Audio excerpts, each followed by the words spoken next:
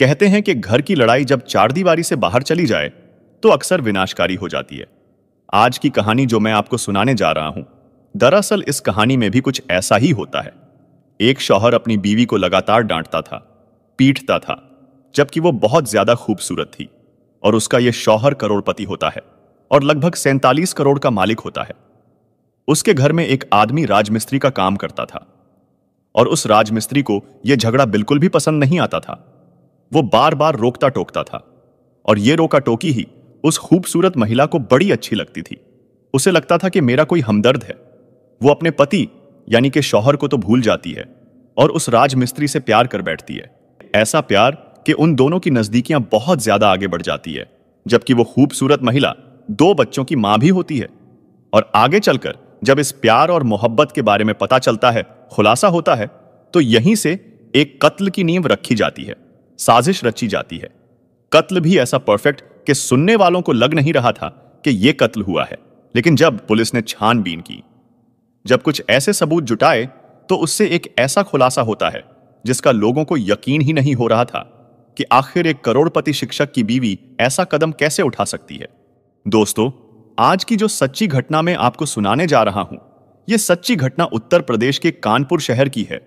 दरअसल कानपुर शहर की सैन्य पश्चिम पारव थाना क्षेत्र का स्वर्ण जयंती विहार में 4 नवंबर 2023 की सुबह लगभग 6:30 बजे के आसपास उस वक्त लोग अपने घरों से टहलने के लिए बाहर निकले हुए थे और अचानक से एक बहुत तेज धमाका होता है। बहुत ही भयानक एक्सीडेंट होता है। इको कार की चपेट में आने से एक व्यक्ति की घटनास्थल पर ही मौत हो जाती है और जैसे ही उस इको कार की टक्कर लगती है तो वो गाढ़ी खंबे से टकरा जाती है और उसका टायर भी फट जाता है। आसपास जहां तक उसके टायर फटने की आवाज पहुंच रही थी, उन लोगों का ध्यान उस तरफ आकर्षित होता है और देखते ही देखते घटनास्थल पर सैकड़ों लोगों की भीड़ लग जाती है और तुरंत ही नजदीकी पुलिस स्टेशन को सूचना दी जाती है कि यहां पर एक सड़क हादसा हुआ है, एक व्यक्ति की मौत हो चुकी है। पुलिस को जैसे ही सूचना मिलती है तो पुलिस मौके पर पहुंचती है और उस व्यक्ति को देखती है। उसकी नब्ज टटोलने की कोशिश कर रही थी। वो व्यक्ति मर चुका था। अब मरने वाले की पहचान करने की कोशिश की जा रही थी तो पता चलता है कि उसका नाम राजेश कुमार गौतम है, जो कि सारसौल विकास क्षेत्र जूनियर हाई स्कूल का सहायक अध्यापक था और जो कि नजदीकी चकेरी थाना क्षेत्र के दहली सुजानपुर का निवासी था। उसके घर में सूचना दी जाती है तो पत्नी का रो रोकर बुरा हाल हो जाता है। उसके 2 बच्चे होते हैं, उनका भी रो रोकर बुरा हाल हो जाता है। जहां जहां तक उसके रिश्तेदारों को खबर पहुंच रही थी और शिक्षक समाज में जैसे ही यह खबर पहुंचती है तो हर कोई हैरान हो जाता है कि आखिरकार इतना अच्छा भला हष्ट-पुष्ट व्यक्ति कैसे मर गया। जब सड़क हादसे के बारे में बात पता चलती है तो पोस्टमार्टम होता है और पोस्टमार्टम के बाद उसकी डेड बॉडी को घर लाया जाता है और घर वालों का रो रोकर बुरा हाल था। लेकिन उस घर में एक ऐसा इंसान था, एक ऐसा शख्स था जो कहता है कि यह हादसा नहीं हो सकता, बल्कि यह एक साजिश है, कत्ल है। और वो इस शिक्षक का भाई होता है। वो कहता है कि इस कत्ल की जांच होनी चाहिए। जैसे ही पुलिस के पास वो शिकायत लेकर पहुंचता है तो पुलिस इस मामले को गंभीरता से नहीं लेती और कहती है कि ये एक सड़क हादसा है, सबको दिखाई दे रहा है और जो गाड़ी थी वो गाड़ी पकड़ी जा चुकी है, साथ ही वो ड्राइवर भी पकड़ा जा चुका है जिसकी वजह से ये हादसा हुआ है। अब इस मामले की कोई जांच नहीं, कोई पड़ताल नहीं की जाती है। लेकिन जो इस शिक्षक की बीवी होती है यानी पत्नी होती है, जिसका नाम उर्मिला उर्फ पिंकी होता है, उर्मिला उर्फ पिंकी ने अपने पति का एक ऐसा व्हाट्सएप ग्रुप बनाया हुआ था। इस व्हाट्सएप ग्रुप के अंदर नवोदय विद्यालय में पढ़ने वाले ज्यादातर ऐसे लड़कों के, ज्यादातर ऐसे लोगों के ऐसे नंबर थे जिनसे कि वो आपस में अपने मन की, अपने सुख दुख की तमाम बातें किया करते थे। उसी ग्रुप में उसने रोते हुए अपना दुख, अपनी परेशानी बयान की। उसने कहा कि मेरे पति की मौत नहीं बल्कि कत्ल हुआ है, मर्डर हुआ है। क्या आप इस मामले की जांच नहीं करवा सकते? दरअसल उस नवोदय विद्यालय के पढ़े हुए लड़कों को जो ये ग्रुप था, उसके अंदर IAS भी थे, IPS भी थे, साथ ही कई बड़े पदों पर बैठे हुए ऑफिसर थे। अब उन्हें जब इस मामले की सूचना मिलती है तो उन्हें बड़ा दुख होता है कि हमारे क्लासमेट के साथ ऐसा कुछ हुआ है। तो उन्होंने नजदीकी पुलिस स्टेशन के बड़े उच्च अधिकारियों को फोन किया और फोन करने के बाद कहा कि इस मामले की जांच कराई जाए। कहीं ऐसा ना हो कि जो इनकी बीवी यानी कि पिंकी उर्फ उर्मिला कह रही है, हो सकता है कुछ ना कुछ इस मामले में झोल रहा हो। अब पुलिस इस मामले को गंभीरता से जरूर लेती है क्योंकि IPS और IAS जैसे ऑफिसरों के फोन पहुंच रहे थे। पुलिस ने जब इस मामले की जांच पड़ताल करनी शुरू की, यानी कि सेन पश्चिम पारा थाना क्षेत्र की पुलिस अब इस मामले की पड़ताल में जुट जाती है। और पड़ताल में जुटने के बाद जैसे ही पुलिस ने गौर करने की कोशिश की, पुलिस ने जब सबूत जुटाने की कोशिश की, तो वाकई सोचते हुए भी अपने आप में हैरानी होती है। दरअसल इको कार से जो सुबह 6:30 बजे के आसपास होता है, 4 नवंबर 2023 की यह घटना होती है। जिस वक्त वो शिक्षक आता है तभी वो इको कार चलती है, और इससे पहले वो कार एक साइड में चुपचाप खड़ी हुई थी। और जैसे ही टक्कर लगती है, टक्कर लगने के बाद वो इको कार जाकर एक खंबे से टकराती है। खंबे में टकराते ही उसका टायर फट जाता है और बहुत तेज धमाका होता है। और जैसे ही धमाका होता है तो उस गाड़ीला ड्राइवर, जिसका नाम सुमित कठेरिया होता है, सुमित कठेरिया तुरंत उस गाड़ी से निकलता है और पीछे आने वाली जो एक वैगनार कार होती है, वो वैगनार कार वहां आती है और एकदम से खिड़की खुलती है। तुरंत ही वो उस कार में आकर बैठ जाता है। अब पुलिस ने उस वैगनार कार के बारे में पता करने की कोशिश की तो इस घटना स्थल पर लगभग 2-3 बार यह कार घूमती है। पुलिस को शक होता है कि यह कार आखिर ऐसे क्यों घूम रही थी। पुलिस ने अब उस वैगनार कार का पता करने की जब कोशिश की तो उस वैगनार कार को विकास सोनकर नाम का एक लड़का चला रहा था। अब पुलिस ने जब उस विकास सोनकर को पकड़ा, उससे तफ्तीश की, तो उससे तफ्तीश करने के बाद एक और व्यक्ति का नाम सामने आता है, जिस व्यक्ति का नाम होता है शैलेंद्र सोनकर। अब पुलिस ने उस शैलेंद्र सोनकर को पकड़ने के लिए बार बार उससे जब बातचीत करने की कोशिश की गई। हालांकि इस सब कुछ कार्रवाई करने में पुलिस को लगभग 25 दिन का समय लग जाता है और 29 नवंबर 2023 को इस घटनाक्रम का खुलासा होता है।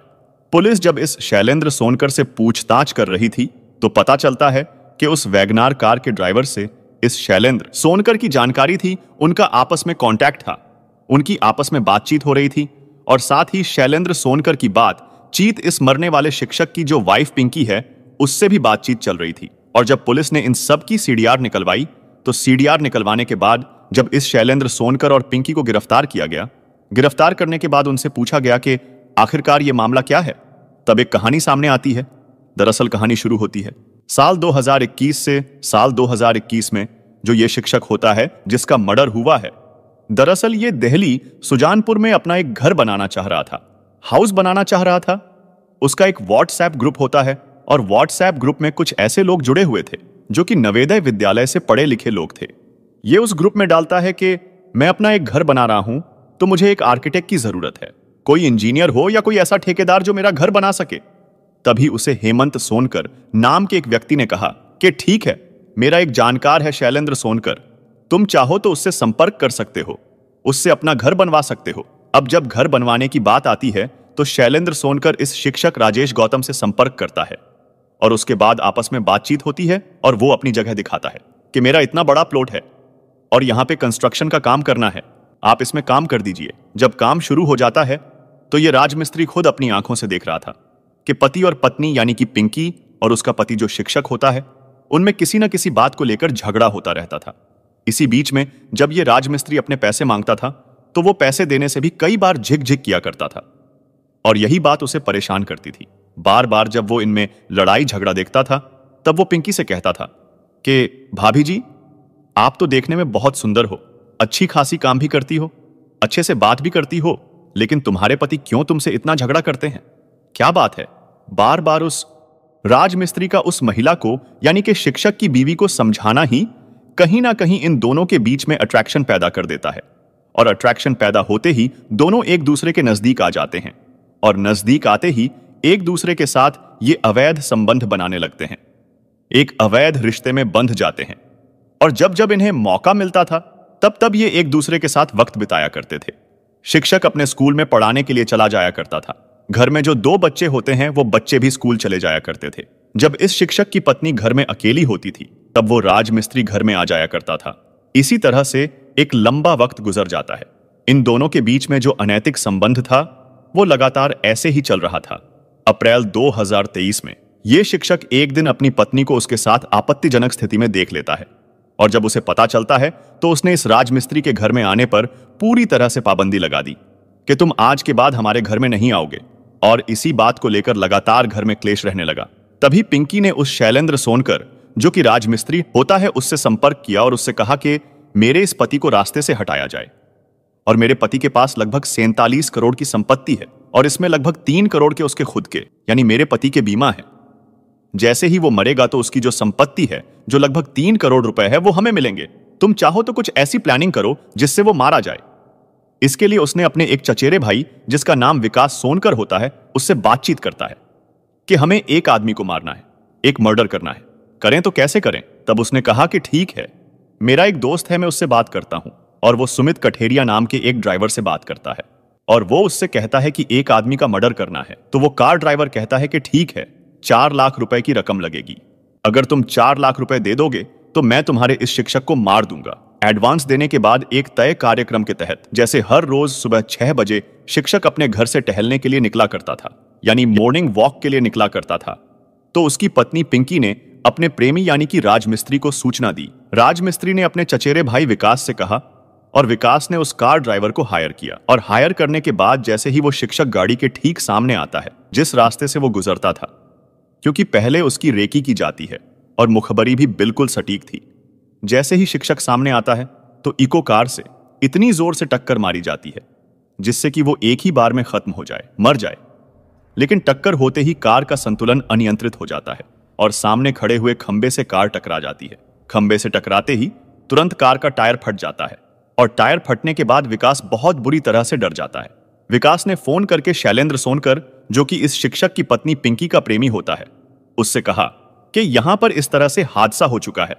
तुरंत ही उस राजमिस्त्री ने फोन करके पिंकी बताया, जो कि उस शिक्षक की पत्नी होती है, कि यहां पर कुछ इस तरह से हो चुका है। हालांकि कुछ ही सेकंड बातचीत हुई थी, लेकिन सीडीआर में ये सब चीजें कनेक्ट होती चली जाती हैं। और जब इस घटनाक्रम का खुलासा होता है तो लोगों को यकीन नहीं हो रहा था कि एक बीवी अपने शौहर को, अपने पति को मरवाने के लिए इस तरह की अनोखी प्लानिंग भी कर सकती है, और वो भी इतनी सटीक प्लानिंग करेगी।